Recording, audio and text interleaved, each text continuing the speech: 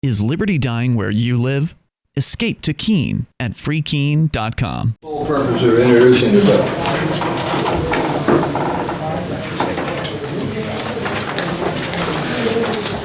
Thank you, Mr. Chairman. I want to introduce House Bill 1606 FN, an act relative to unlawful sale or possession of alcoholic beverages. Known as in the absence of the Times. Thank you. We can't ask Mr. Aberson or Rep. Aberson a question?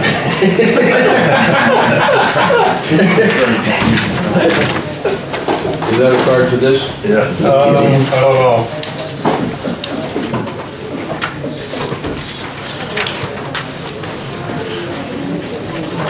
Yeah. That's what I was going to do. James Wilson.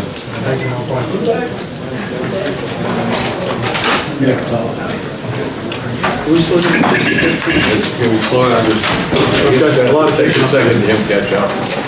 There's another card. Yeah. Is this on 1606? Yes.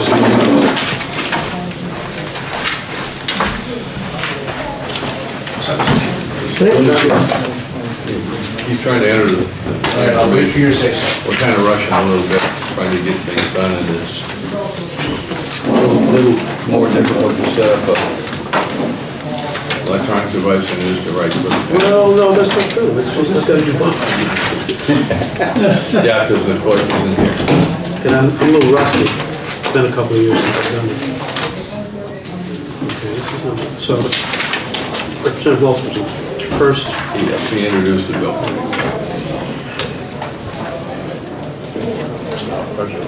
Yeah, And we only have James Wilson. James Wilson, that's correct.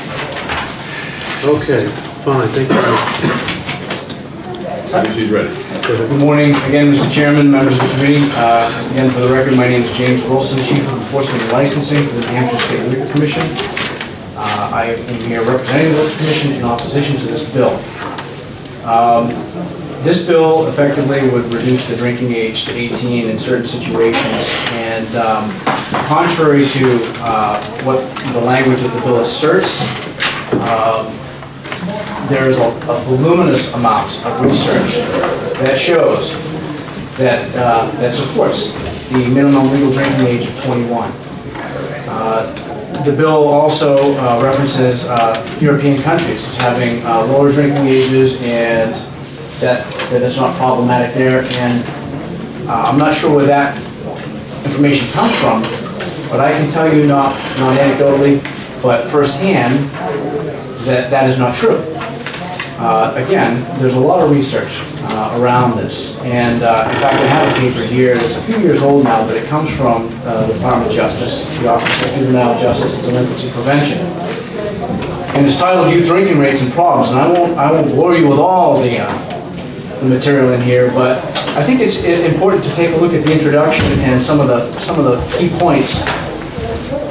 And the introduction goes like this: among Americans, there's a commonly held perception that American young people drink more frequently and experience more alcohol-related problems than do their European counterparts.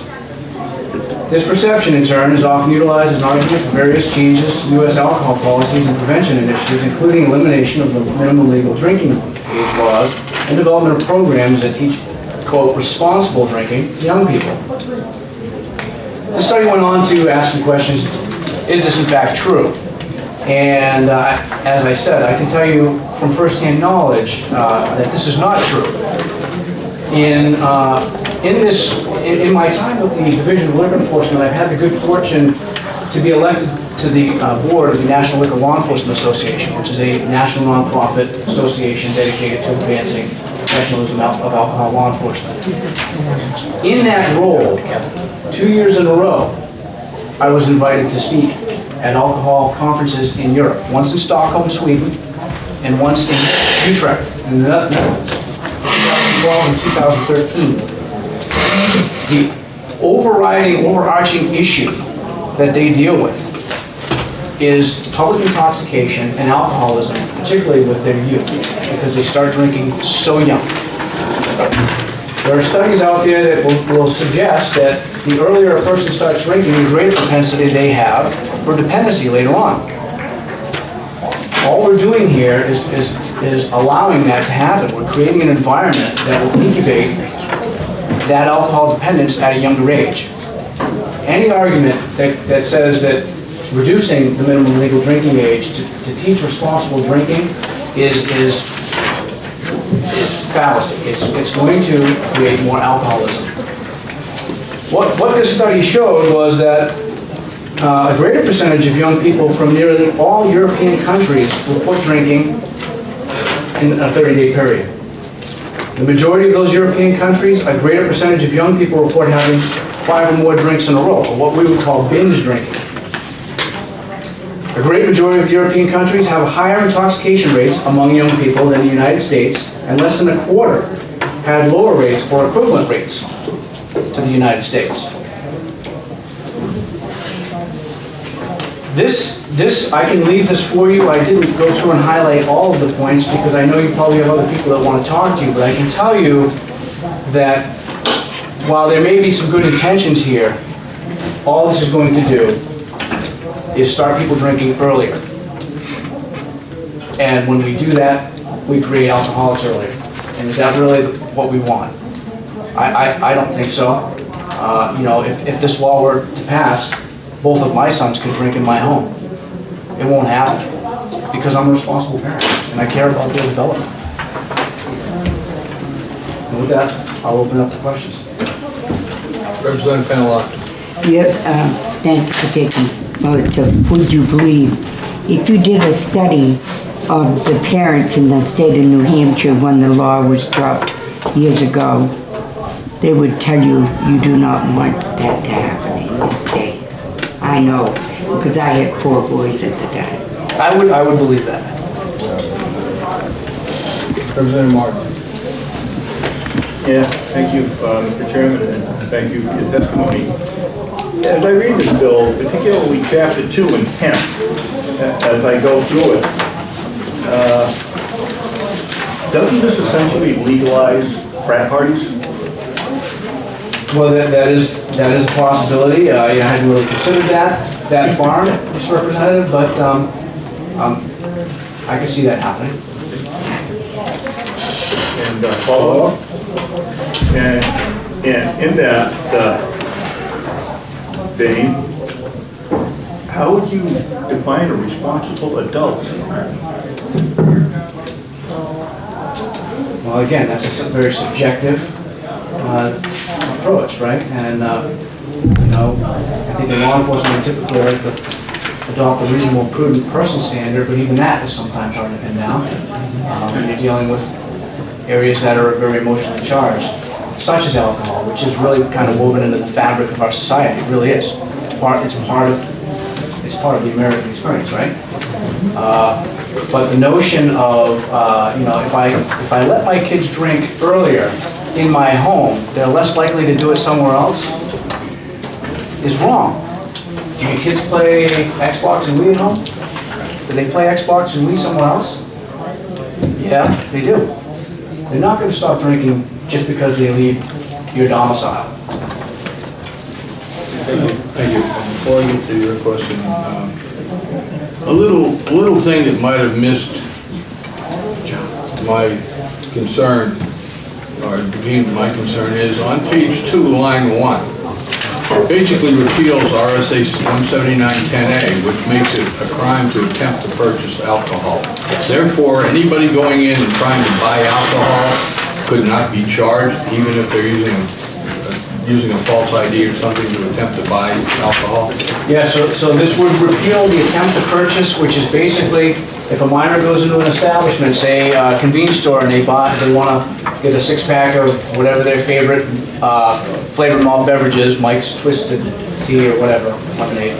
If they grab it and they're taking it to the counter, and a police officer observes that, they can intervene and question them as to their age. And if they find out they are underage, then that's a violation level offense. It's you know, it's a status offense. That's a chargeable offense. If they abandon that attempt before they're caught, no harm, no foul. But if this were to pass, that would repeal, and then the police officer, there's nothing you could do about it, at that point, you could not charge that minor with this offense. It would no longer be on the books. Thank you. Representative Manjapudi. Thank you, Mr. Chair. My question relates to the studies on cognitive and brain development, and that is still happening until age 21 or 24. So bringing our alcohol consumption earlier and how it would affect the brain development of the youth. Is that something that was alluded to in the study that you were talking about? This study primarily talks about the issue of drinking and binge drinking in youth. There are a lot of studies around how it affects cognitive and physical development, and you are correct, Representative. Development continues into the early 20s. Just on a personal note, I had a friend who didn't start growing until he was almost 26. Physically growing, he was like 6'7" by the time he was done, a giant, but he was growing that late. Representative Burley. Thank you, Mr. Chair. Thank you for the question. Do you see any benefit at all with this bill? Frankly, no. Thank you. Thank you, Mr. Chair. Seeing none, thank you very much. Representative Robertson.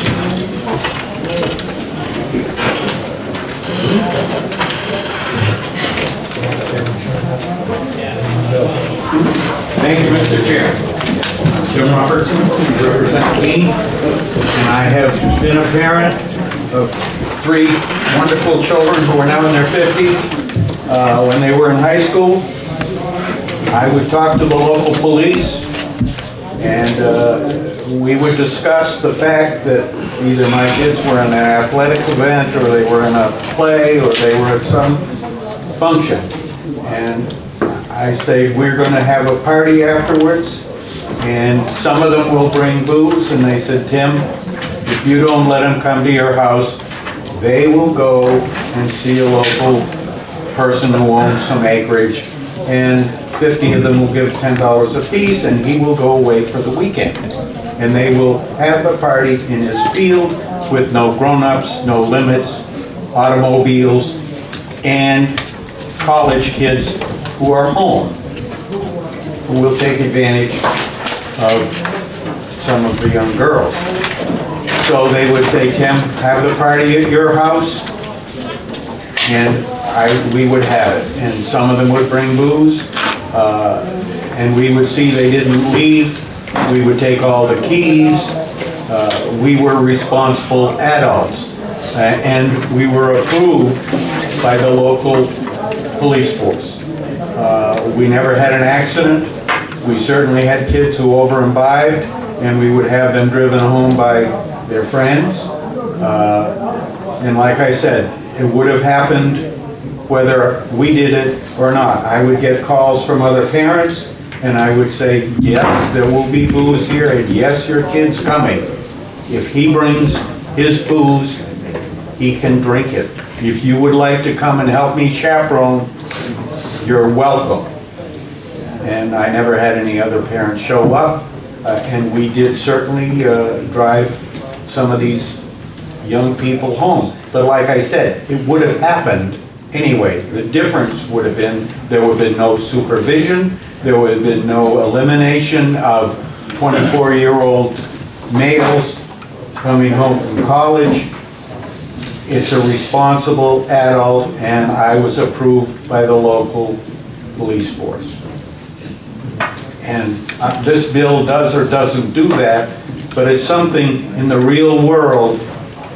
Your teenager is going to be exposed to alcohol, and better, he is exposed when there's somebody of age and responsibility and sober who is also involved. I don't know how you can write it to make it happen, but where do our children learn about alcohol when they can't learn at home? They will learn somewhere, and it's not a good idea to learn without a responsible grown-up being present. I'll take questions. I have one. Isn't it safe to say that in the past 30 years, things have changed, and we now currently have a law that was actually pretty much jammed through the Senate because the Senate didn't like it, that says it's against the law to facilitate an underage drinking or a drug or alcohol party, and that the advent of the Weldy versus Kingston decision has changed a lot of ways in which law enforcement have to, and I repeat, have to address this type of an issue? I don't think it's changed. I think it was so then. But in some cases, people in the law business use judgment, and if it doesn't work, they'll go around it, and that's what the local, I was at public meetings in which this was discussed, and I told what I did, and one of the policemen said yes, and we're pleased he did, because he probably saved a few lives. And lives are more important than some laws, and it's going to like I said, it's going to happen whether I did it or not. The question is it going to be better with me present?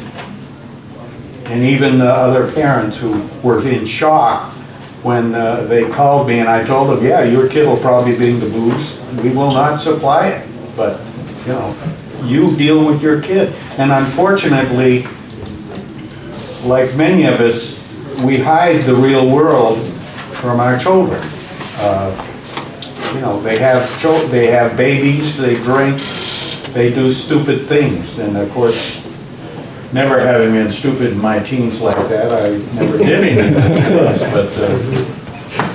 but believe that, I got a bridge I'll sell you. Yeah. Representative Ruby. Thank you for taking my question. By the way, did you have the approval of the parents for those people who are underage drinking? They didn't come and take their kids home.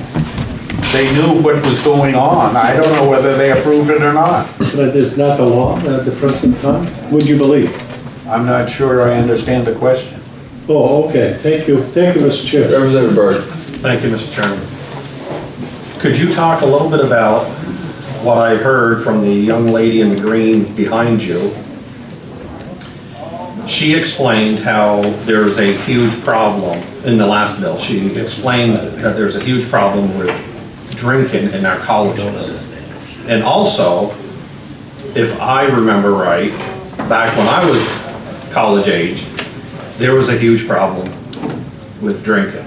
So nothing's changed, has it really, in colleges or drinking parties? I mean, you go to high school and get anything you want. I wasn't dealing with college kids, and I would point out half the kids in college are over 21. You can go and die for your country at 18. But follow-up. But what I'm getting to is the 19-year-olds and the 18-year-olds, they're finding the alcohol. They found it 30 years ago, just like you said, and they're finding it today. The laws that we have that have been forced onto the police, according to some of these people, they aren't helping. Kids are still dying. They're still falling out of windows at UVM. Nothing's changed in 30 years other than the laws. And we still don't let parents introduce our children to the real world of alcohol, and I've always been for that. Yep. Thank you. Representative DeSessa. Thank you, Mr. Chairman. Thanks for your testimony, Representative. How would you have felt if one of those people driving an underage person home from your party, from your house, and they were intoxicated, died? The driver? No, let's say after the driver left your house with an intoxicated person, there was more alcohol consumed, and they died in a car accident. How would you have felt if that had happened? The person we allowed to drive didn't have anything to drink. They weren't a drinker, or they would have drunk at the party. If they had drunk at the party and there wasn't a driver, they spent the night. Okay, may I follow, Mr. Chairman? All right, I just want to get down to a scenario where the person who's sober drives the underage drinker home, who's intoxicated, at your house, from alcohol obtained at your house, and as they're getting out of the car, they're hit by another car and they're killed. How would you have felt about that?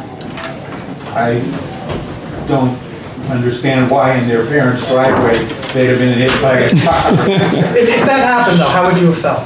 I can't prevent 1 in a million things.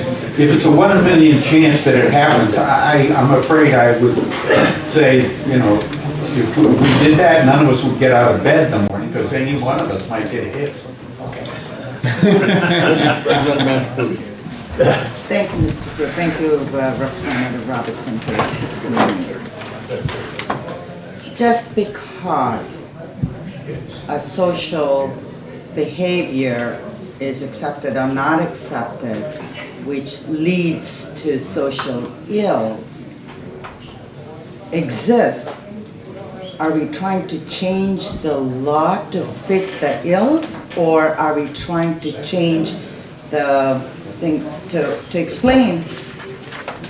We know now with the opioid crisis, or misuse crisis, the statistics on all levels shows the addiction started not with heroin or fentanyl.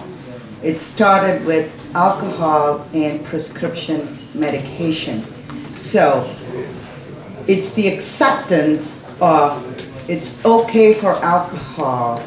I've never had a sip of alcohol in my life, and I'm perfectly fine adult, and I have no shame in accepting that.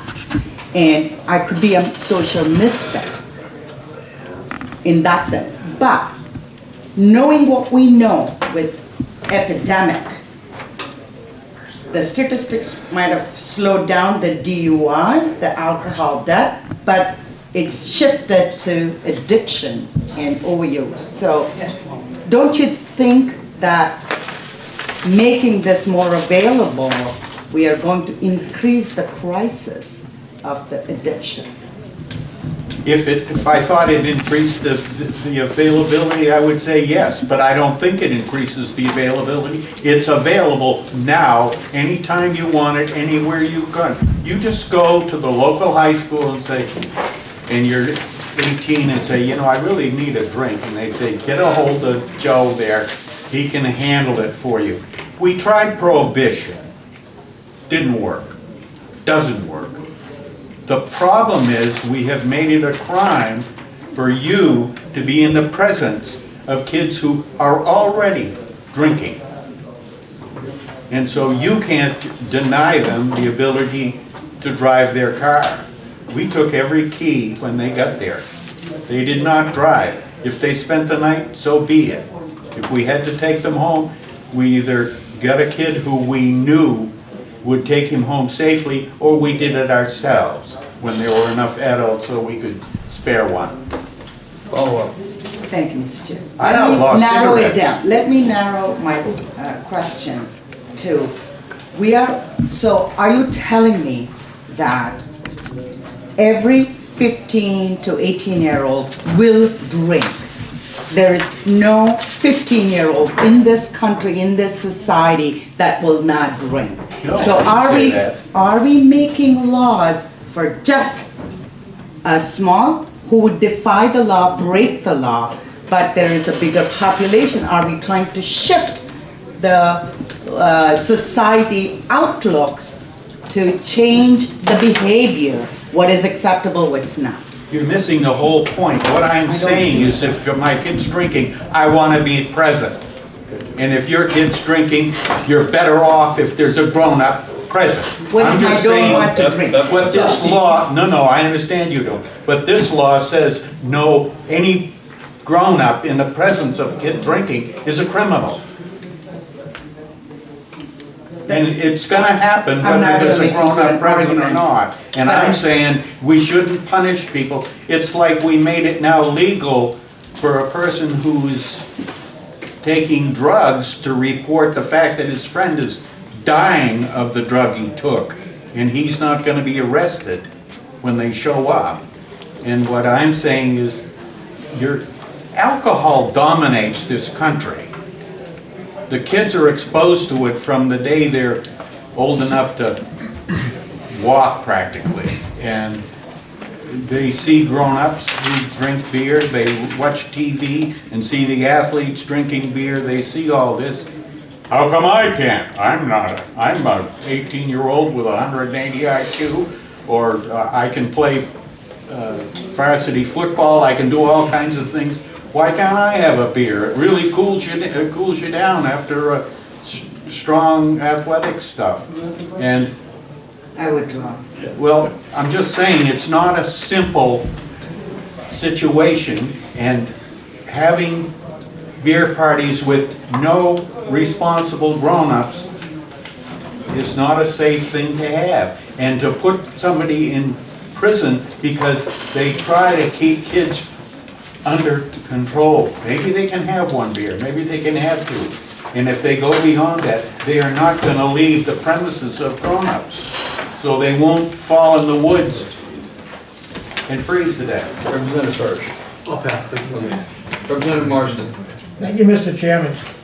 Listening to your testimony, I get the opinion that if a mother wanted to wean her little new baby on some alcohol, you have no objection. That's not so at all. I'm talking about people going through those years when your tremendous physical, mental, and sexual changes are going on in your head and your body. From 15 to 22. I'm not sure that 22-year-olds should drink. But I'm not sure if you could go die for your country why you can't drink. But I'm not sure why we want to drink at all, but we do. And it's a huge part of the financial part of this.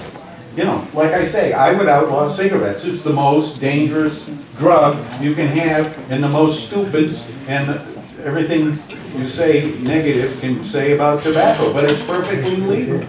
Follow up? Kills more Americans than all the drugs put together. Follow up. Thank you, Mr. Chairman. Sure. So, to follow up my question, and I understood it was absurd, but you have no objection to eliminating the age of consent for imbibing in alcohol. That would be your testimony? Only if you're in the presence of a grown-up. No, I don't want to change it. I might change it to 18 because I think that's only fair to our servicemen. But no, I wouldn't. I would say, but if there's a grown-up parent and they usually have wine with dinner, and he's, you know, my 8th grader says, geez, Daddy, I'd like to try some wine. And so I put, you know, a gallon of ginger ale and 1 teaspoon of wine in there and say, what do you think? Wow, that's wonderful. Well, someday you'll be able to drink that instead of making that parent a criminal. Follow up? One more. Based on your last testimony, I question the idea of how do you declare somebody a grown-up? Judge me. I have one more question, and this is going back to Representative DeSessa's question of you. To hit you with a little different scenario. You have a group together like that, and they have something to drink, and there's an intoxicated underage person who you get a sober person to drive them home. They go home, they get in a car, and they drive, and they have an accident. They either kill somebody or they kill themselves. This is the drunk? The drunk. They don't drive. Let me finish my question, okay? I said, you have a sober person, take that person home. They are now out of the control of the sober person. They are at their own residence. I think we called the parents and said they're on the way. They get into a car and they drive to get some more alcohol or go to see a friend. They're involved in an accident and they get killed. Yeah. You know who's going to get sued? You. Right. And you know who's criminally liable? You. I understand that, and it's a chance we took, because if they went and drank with their friends without any grown-ups, they would have jumped behind the wheel to start with. And the odds of them killing somebody or killing themselves were way higher when they drank just with other kids than if they drank with a grown-up present. Thank you. I see no further questions. Thank you very much. You're going to have to remain in the audience, Representative. I am? Yes. Can throw stones at me? No, that's just one of the rules that we have to work under, unfortunately. Kate Fay.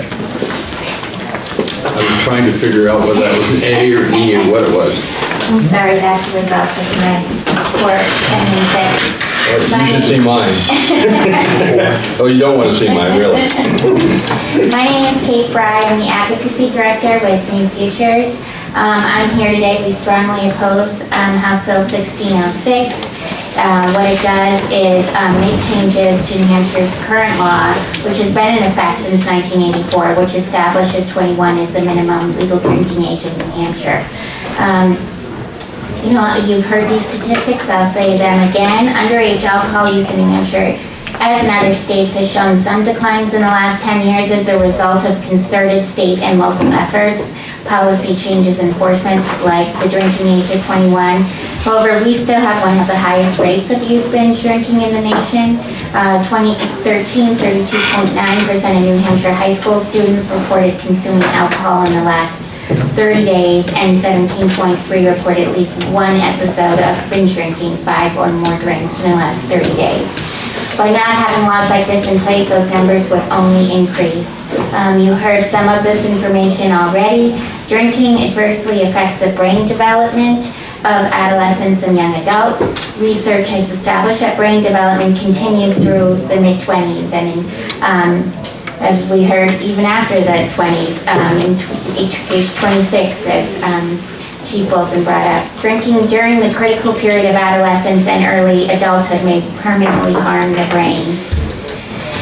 The risk of alcohol problems increases when drinking starts at an earlier age. Youth who drink before they turn 15 are 5 times more likely to develop alcohol dependence during their lifetime than those who start drinking at age 21. This is all based in studies. Lowering the drinking age will make alcohol available to an even younger population and will increase alcohol use and problems. So we know the consequences of a lower drinking age and the dangerous, how it was dangerous and costly. Between 1970 and 1975, 29 states reduced the legal drinking age. Many states soon witnessed significant increases in alcohol-related traffic accidents after that.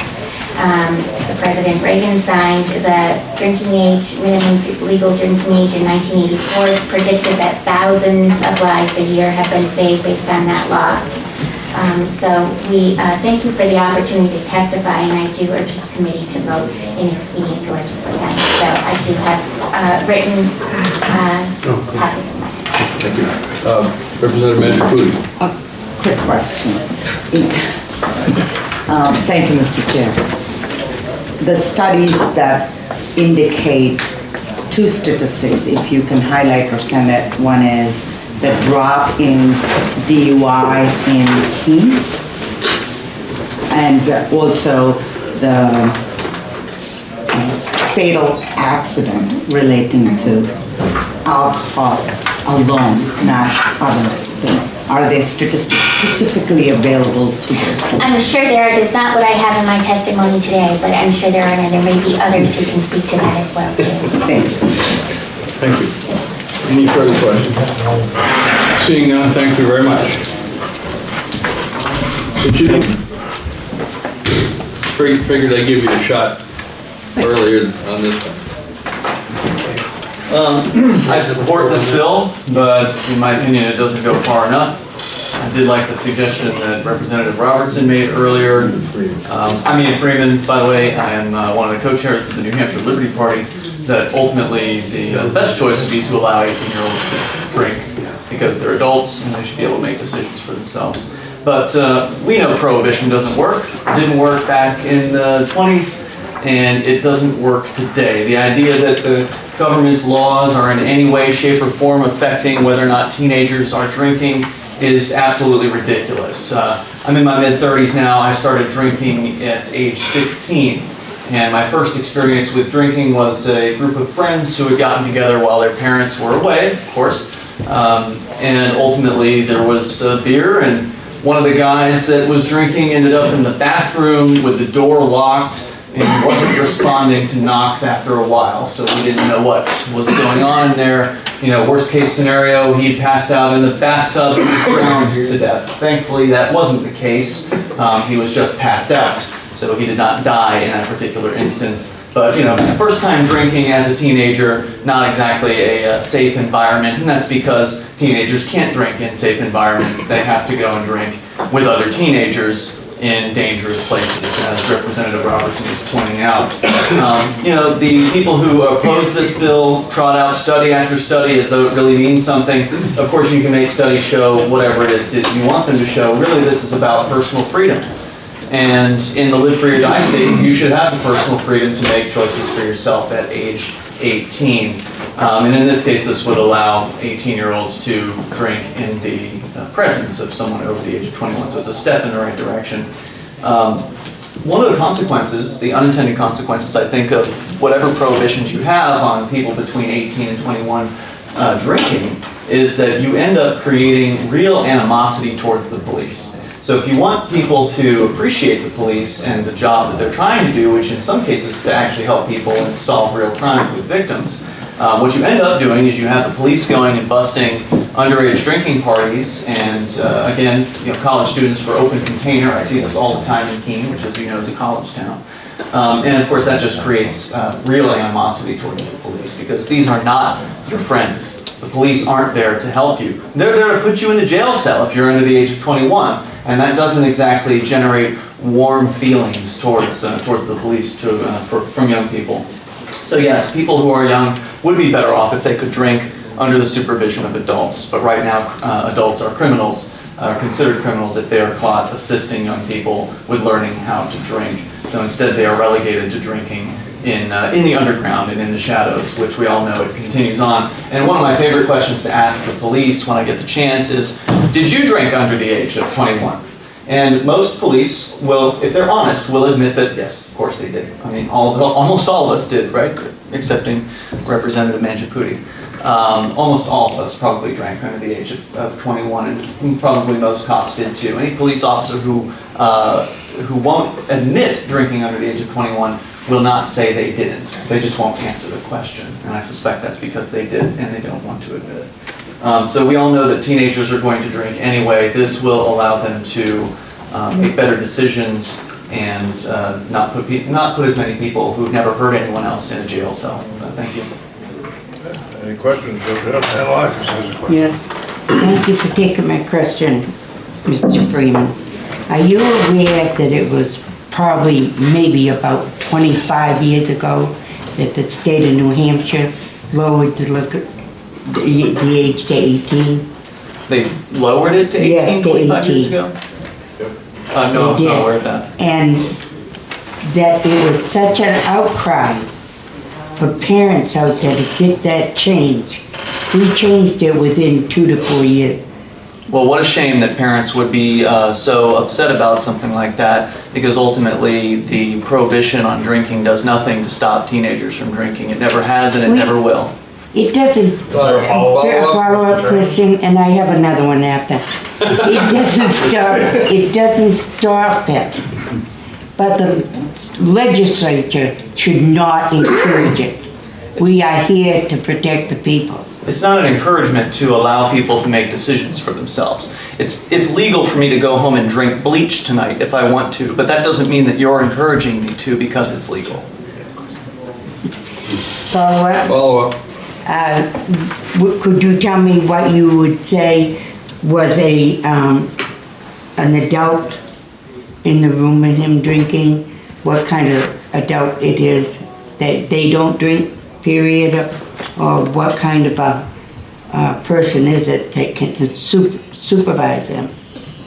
I'm not sure I understand the question. You're asking what kind of person would be present for people? Yeah, it says that you have to have it, that you should have a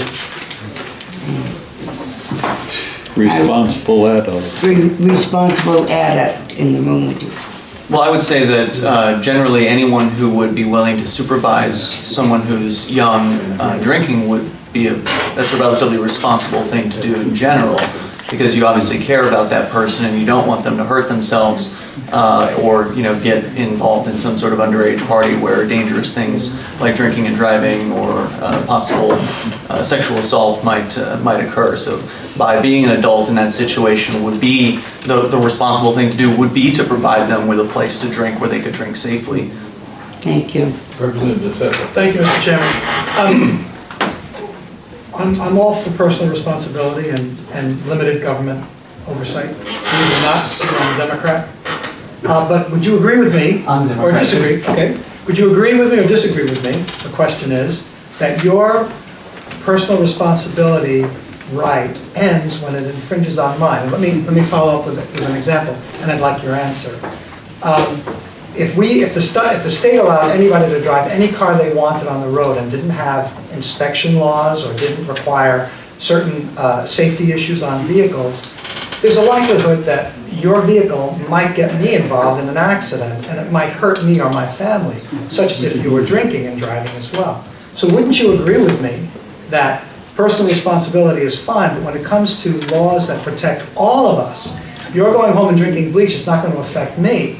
But if you go home and drink a gallon of alcohol and then have a head-on collision with me, it's going to affect me, especially if I'm driving sober. But your law wouldn't stop me from doing that. If I wanted to go home and drink alcohol and get behind the wheel of the car, the law hasn't stopped me from doing that. If police stop me, then that would stop me, if they caught me doing that. But further, you bring up inspections. I come from Florida where there are no mandatory inspections and there's no problem. Everything's okay. It's in your best interest to maintain your car in a drivable manner to where you yourself will be safe, your passengers will be as safe as possible, and threatening people with arrest or ticketing ultimately if they don't jump through these arbitrary hoops isn't really doing anything to keep people safe. Laws are deterrents, and you're right. There's no way we can legislate total safety. It's not a utopia.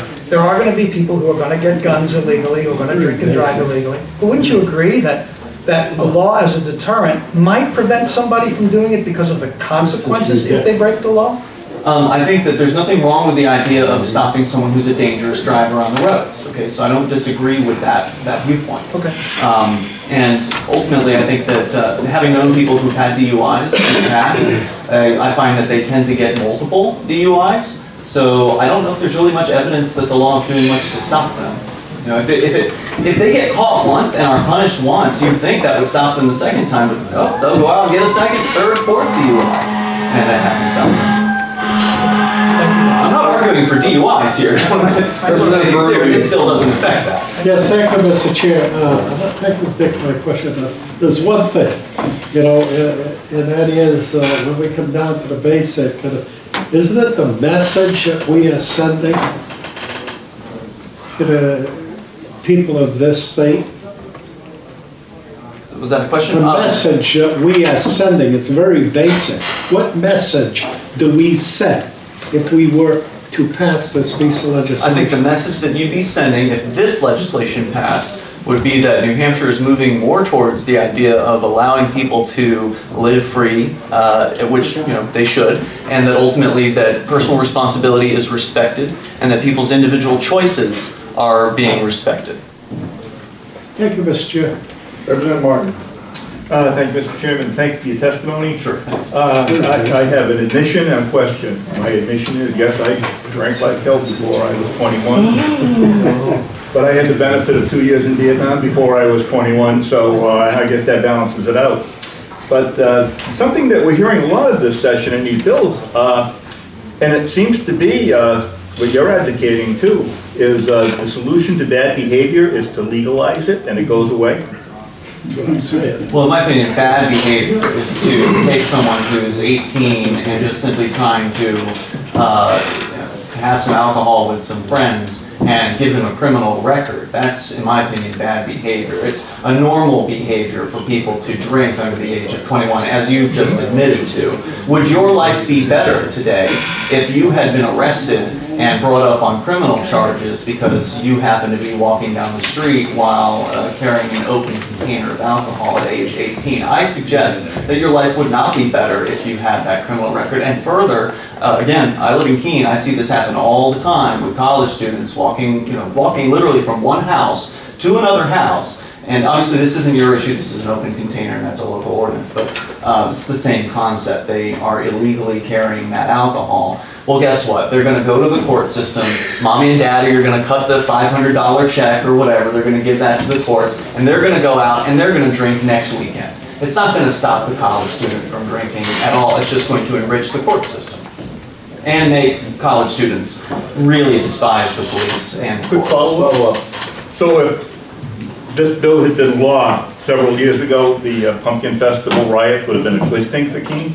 Of course not. I was actually there, in fact. I recorded video of the crazy bottle, there was like a bottle war that went on for 10 or 15 minutes straight. I got the video of that, I turned it over to Keene Police because I believe that violence and property destruction are real crimes. So the fact that someone is drinking is not an actual crime because there's no victim. But destroying someone's property, that's a crime.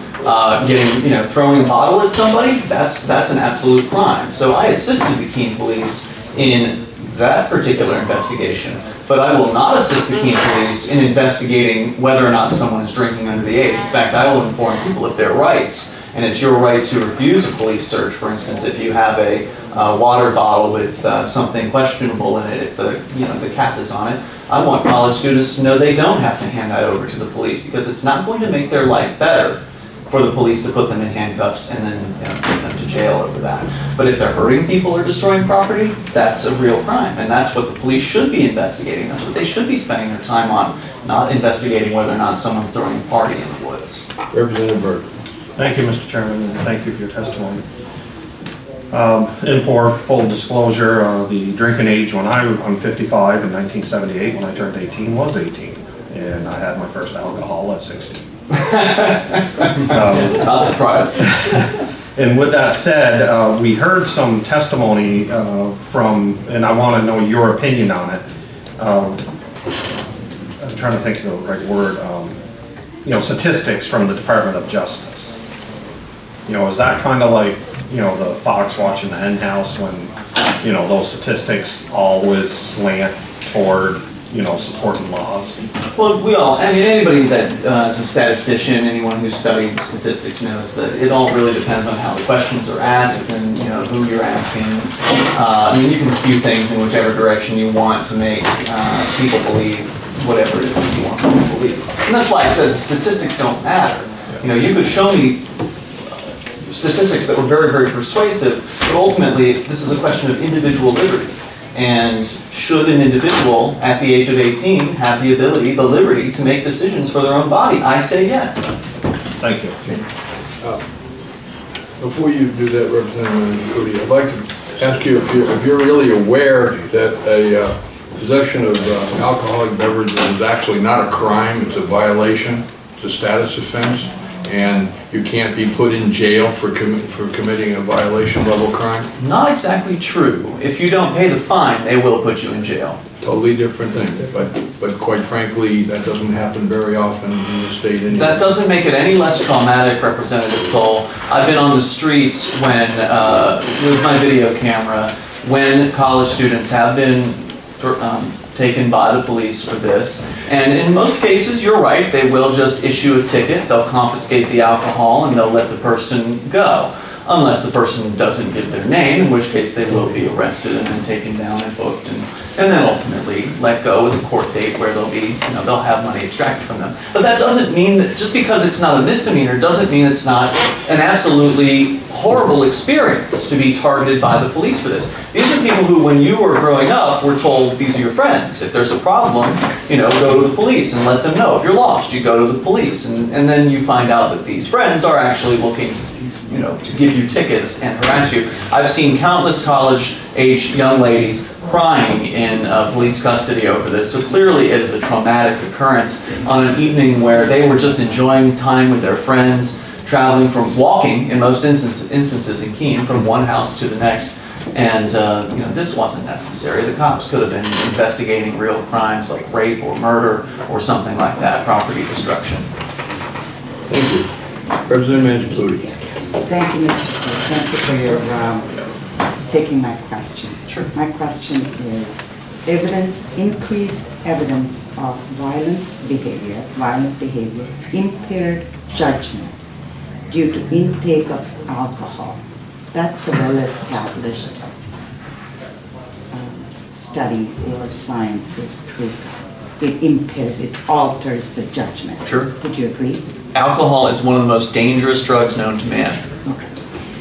Having known that evidence. Follow-up? Yes. Having known the evidence, society, do we as law legislators, do we have a responsibility to reduce such behavior in order to increase the safety of the public or the community that we live in? No. Only the individual has responsibility for themselves, and you as a legislature can't, with your laws, stop people from doing the things that they want to do. You will punish them after the fact if they get caught, but ultimately we've seen plenty of alcoholics who, they can get arrested for a DUI and just keep coming on back for more. And so ultimately the laws have, no effect. And as was pointed out, whether it's 3 decades ago, 2 decades ago, or 5 decades ago, people under the age of 21 have been drinking and will continue to drink. You could you could make it the death penalty if you want for possession of alcohol, but ultimately, I don't think that would solve your problem either. Quick follow-up. Thank you. Sorry. So basically, you're telling me, is that my understanding that it's useless sitting here and doing any legislation in the interest of public safety? I better not serve on this committee or serve as a legislator because there's no role for the legislation.